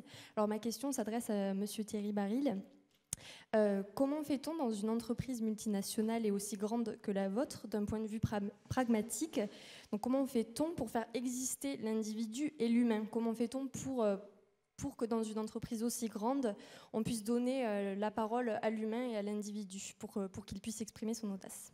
Il y a plein de façons. Nous ne sommes pas les meilleurs exemples numériques, mais on a quand même beaucoup progressé et on donne effectivement cette capacité au travers de réseaux sociaux à tout un chacun de pouvoir s'exprimer, ce qui peut avoir parfois pour conséquence d'être un peu une foire d'empoigne, surtout quand les gens peuvent s'exprimer sous le couvert de l'anonymat. Donc on privilégie, nous, plutôt toujours le contact humain. Monsieur parlait tout à l'heure du leadership. Personnellement, c'est mon combat depuis plus de 10 ans, même plus de 15 ans. C'est comment est-ce que l'on s'assure que chaque manager, chaque personne qui a une responsabilité humaine permet justement à ses équipes d'avoir envie de libérer leur parole, de pouvoir s'exprimer. Donc ça se situe beaucoup au niveau du groupe humain. C'est-à-dire que si effectivement on attend que 140 000 personnes communiquent tous les jours ensemble, on va attendre longtemps. et le type de communication qui va ressortir ne sera pas le plus efficace. Donc c'est bien lors de la proximité, par rapport à la proximité, qu'on génère cette envie de communiquer. Et on a un certain nombre d'organisations, notamment ressources humaines, puisque nous sommes les acteurs de la transformation et du changement, pour essayer de remonter l'information et de faire ce bottom-up qui est exprimé depuis tout à l'heure, qui est cette capacité de comprendre ce qui se passe sur le terrain, de savoir la prendre, la synthétiser, l'utiliser. Et on a des Innovation Labs, donc des laboratoires d'innovation. On a de plus en plus d'opportunités d'écoute, d'échange, de rencontres, mais il faut structurer le message pour que ça ne reste pas général et que ça apporte une valeur ajoutée ensuite à la collectivité, à l'entreprise. Madame, là-haut. Alors, Véronique Chabert, 20 ans dans la communication d'entreprise. J'ai l'impression d'entendre les mêmes discours qu'il y a 20 ans. Je suis aujourd'hui une frondeuse dans le sens où j'essaye d'offrir aux gens de l'entreprise, à l'extérieur de l'entreprise, dans des lieux neutres, des temps de réflexion sur leur vie personnelle, sur leur projet de vie et leur mission. Est-ce que vous ne croyez pas que l'audace pourrait être aujourd'hui de beaucoup plus accompagner, je sais que beaucoup d'entreprises le font sur du social et d'autres choses, beaucoup plus d'accompagner les personnes dans leur trajectoire humaine en dehors de l'entreprise, car finalement, dans l'entreprise, c'est beaucoup de récupération. Et sans la récupérer. Est-ce que vous pouvez être un tout petit peu plus précis sur ce que vous faites avec ces personnes? Vous les conseillez dans la façon dont elles gèrent leur vie professionnelle, ou ça n'a rien à voir avec leur vie professionnelle? Mon métier est formatrice et coach, mais oui. J'entends surtout des gens très en grande difficulté dans les entreprises qui pourraient chercher à l'extérieur des lieux où ils ont envie de se régénérer. Mais des lieux d'activité professionnelle ou n'ayant rien à voir, s'épanouissant dans d'autres domaines, le domaine associatif, le domaine artistique, etc. Oui. Et concrètement, pas mal d'interventions de conférenciers, philosophes, théologiens, passeurs de temps, chercheurs de sagesse, qui les aident à réfléchir autrement à leur projet de vie. Parce que l'entreprise aujourd'hui, est-ce que ça serait une audace, accompagne beaucoup les gens, récupère l'audace pour sa structure personnelle. François a envie de rebondir là-dessus. Oui, juste pour dire, mais c'est vraiment de manière très, très modeste, hein, mais évidemment, tout ce qui est, quand on a quelqu'un qui, par exemple, a un projet de création d'entreprise, qui nous dit, j'aimerais passer un an et demi en congé sans solde, ça, c'est des choses qui sont vraiment encouragées dans l'entreprise. On a développé, on a des responsables qui s'occupent de ça, qui promeuvent finalement ce type, ou alors c'est création d'entreprise, ou ça peut être un projet personnel, un projet complètement différent. Tout à l'heure je parlais du management de compétences. Le management de compétences, c'est encourager des gens qui sont par exemple intéressés pour participer à de l'associatif, pour aller accompagner des associations de quartier, pour aller accompagner donc vraiment des projets qui peuvent être complètement divers. Finalement, on leur donne parfois plusieurs dizaines de jours par an pour les aider à accompagner leur projet. Alors évidemment, c'est encadré, c'est sur 1 an, 2 ans, mais voilà, c'est un peu le genre de choses qu'on fait. Il y avait derrière aussi... On est un petit peu dans cet esprit, mais ça va au-delà, plus en philosophique et en mission de vie. Ce que j'entendais dans votre propos, c'est que vous veniez aussi en compensation d'un certain nombre de choses qui se passent dans l'entreprise et qui sont probablement des éléments de déstabilisation des individus. C'est ce que j'avais cru comprendre dans ce que vous disiez. Je peux dire un tout petit mot, juste Thierry, un petit mot là-dessus pour essayer de vous apporter et puis ensuite, aussi notre on forme va de prendre les réponse. dernières questions ensuite. C'est la spécialité d'Éric, c'est ce que j'ai compris. On a de plus en plus dans la prévention du stress lié en fait aux transformations de l'entreprise des approches qui sont anticipatrices de ces situations. Et donc on essaye d'anticiper de plus en plus la transformation et le choc que ça peut avoir sur un certain nombre d'êtres humains. Et ça a un choc. Donc on commence petit à petit à aller de plus en plus proche du problème intrinsèque de la personne, c'est-à-dire sa capacité intrinsèque à pouvoir faire face à ce changement. Là, il faut que vous sachiez quand même que beaucoup de gens nous arrêtent. Moi, on m'appelle Skippy le grand gourou, vous voyez, parce que ça commence à aller trop loin. On nous dit, attention, l'entreprise a une responsabilité qui s'arrête à un moment donné. Vous ne pouvez pas pénétrer dans le cercle personnel des personnes. Et pourtant, on commence à le faire de plus en plus. L'individu est unique, hein. Il n'est pas d'un côté... Mais il faut que vous le sachiez, on ne peut pas non plus, à l'extérieur, tout générer dans la gestion de la vie personnelle de tout un chacun. On prend 2 questions, 3 maxi, parce que maintenant, il est l'heure de conclure. Madame. J'ai le micro, c'est une chance. Mais oui, mais oui. Bettina Soulez, conseil en communication et auteur. Je voudrais d'abord remercier tout ce qui se passe aujourd'hui et hier. Je repars boosté, je vais repartir boosté. Ça, c'est la magie de la cité. J'étais peut-être en panne d'audace. J'ai l'audace de poser une question. Merci Éric Albert pour votre style pour vos idées. Je suis fan. Je lirai bientôt Olivier Mathieu. Vous m'avez tous intéressé. J'aime beaucoup l'idée de savoir vendre l'optimisme avec l'audace. Vous en avez parlé. Mais en même temps, vous avez évoqué un sujet qui me paraît grave aussi et important, c'est apprendre à accepter l'échec. Finalement, quand on regarde autour de nous, puis avec l'âge que j'ai et mon métier que j'ai exercé avec enthousiasme, je suis aussi frappée et par des jeunes qui sont en situation d'échec parce qu'effectivement il y a un problème de management et qu'il y a des violences dans les mots aussi bien que dans le silence parfois de certains managers, donc c'est un peu déroutant pour certains jeunes. Ma génération n'a pas eu tous ces déboires à vivre, donc on a été gâtés. Mais quand je regarde des gens de mon âge aussi, je me rends compte que parfois, il y a des gens qui étaient hyper brillants, très audacieux, qui ont mené plein de trucs, et puis d'un seul coup, ils prennent la baffe du siècle, ils ne sont pas préparés pour ça, et c'est extrêmement douloureux. Donc je crois qu'il faut effectivement apprendre l'échec, essayer de rester optimiste. Je pense que l'audace, c'est quelque chose de très individuel au départ, ça vient de l'éducation, vous avez, je pense, grandement raison, c'est dans l'image que l'on a de soi et de ce qu'on a reçu et d'avoir été aimé, donc il y a peut-être déjà ce point de départ dans l'éducation. Et après, comment faire pour avoir une audace collective ? Là, je crois qu'il y a un vrai pas, parce que l'audace, au départ, elle est franchement individuelle, et il faut arriver à garder ça. J'ai bien aimé la réflexion aussi d'Olivier Mathieu. On s'écoute ici quand même, non ? Je me tais, mais je voudrais effectivement qu'on parle de comment rester optimiste et apprendre aux gens d'accepter l'échec et de revivre après. Alors écoutez, moi justement, je n'entends pas ça comme une question. J'avais promis de prendre une ou deux questions, donc on va les prendre, mais ça aurait fait une formidable synthèse de notre débat. Donc on ne va pas répondre à madame, on va prendre deux autres questions, et puis ensuite on conclura. Monsieur, non ? Ici, mademoiselle. Moi, ma question s'adresse à monsieur Mathieu, je suis étudiante à l'ESSEC. Tout à l'heure, vous avez parlé de l'agilité des startups en opposition aux grands groupes, en soulevant la question de comment les grands groupes pourraient s'inspirer de l'agilité des startups. Il me semble que vous avez évoqué la confiance et justement le fait de communiquer par les réseaux sociaux comme un des facteurs. Et je voulais savoir si pour vous, quels sont les autres facteurs qui permettent de jouer sur l'agilité dans l'entreprise. Pour répondre très brièvement, à mon avis, l'exemple de la start-up, c'est finalement, ce sont des organigrammes qui sont beaucoup plus plats.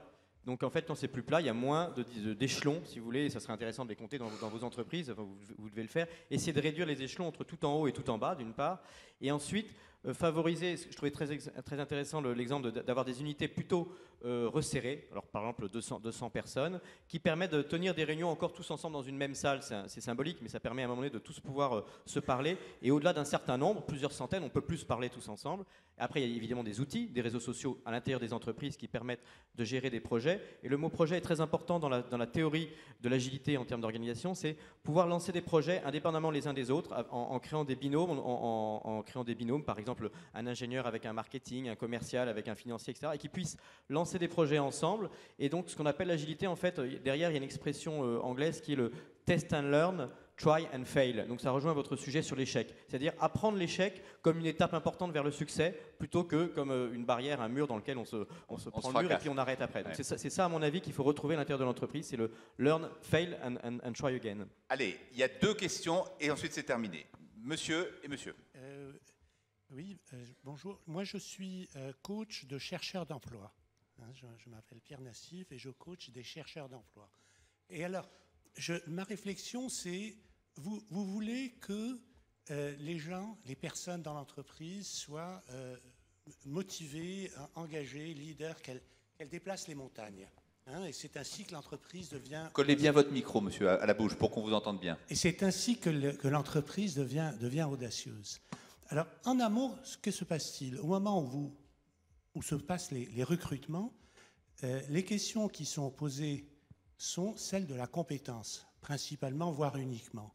Un petit peu celles du comportement, pour savoir si les gens s'adapteront à l'entreprise, sauront s'adapter à l'entreprise.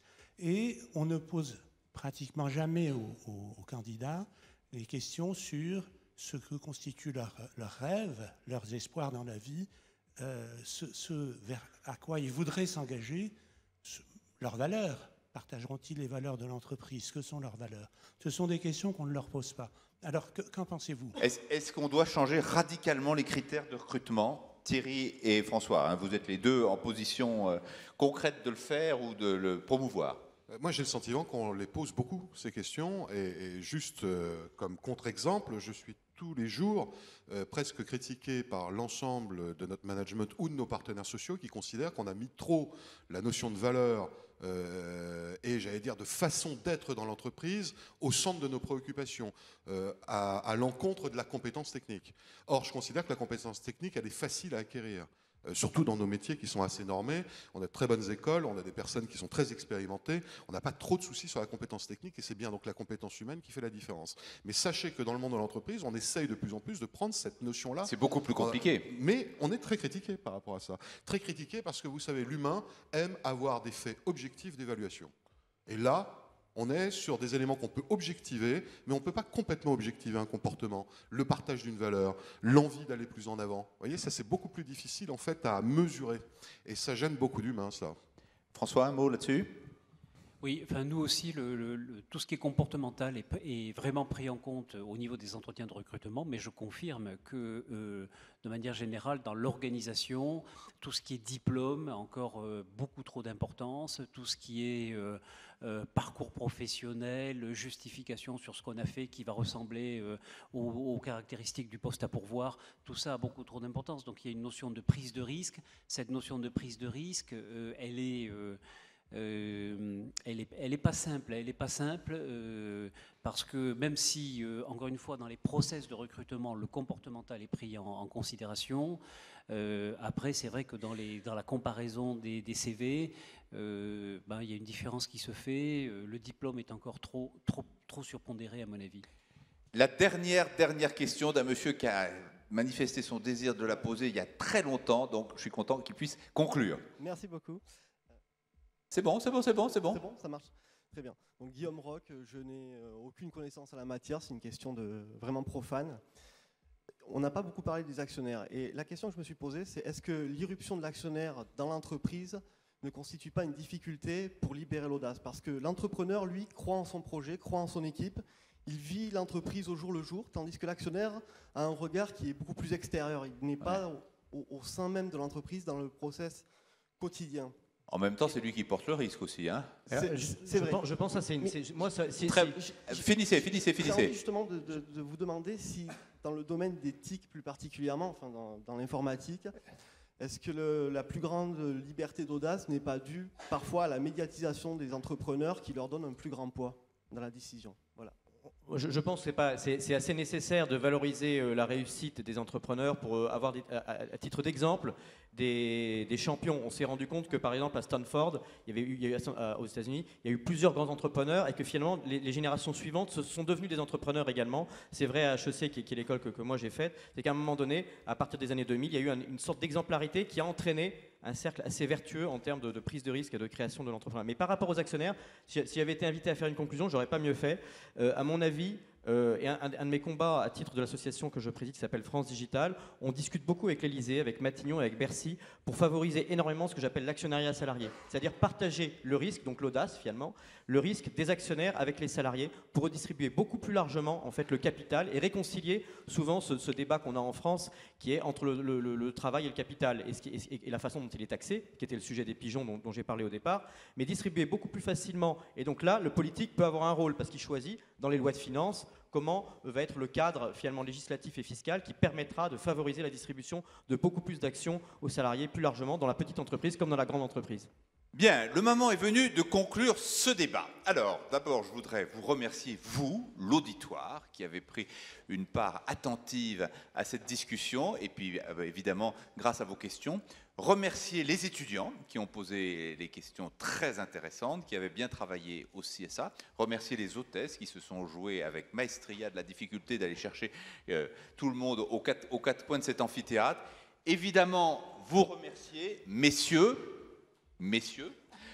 pour votre intelligence, pour votre à-propos, pour la vivacité de ce que vous nous avez dit.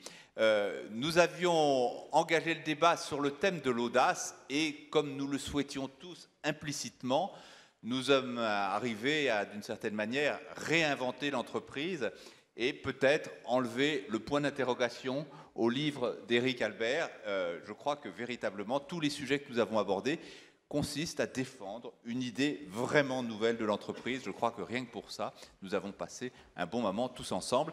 La Cité de la Réussite n'est pas terminée. Vous avez le droit d'aller déjeuner brièvement et il y a un tas d'autres débats qui vous attendent cet après-midi.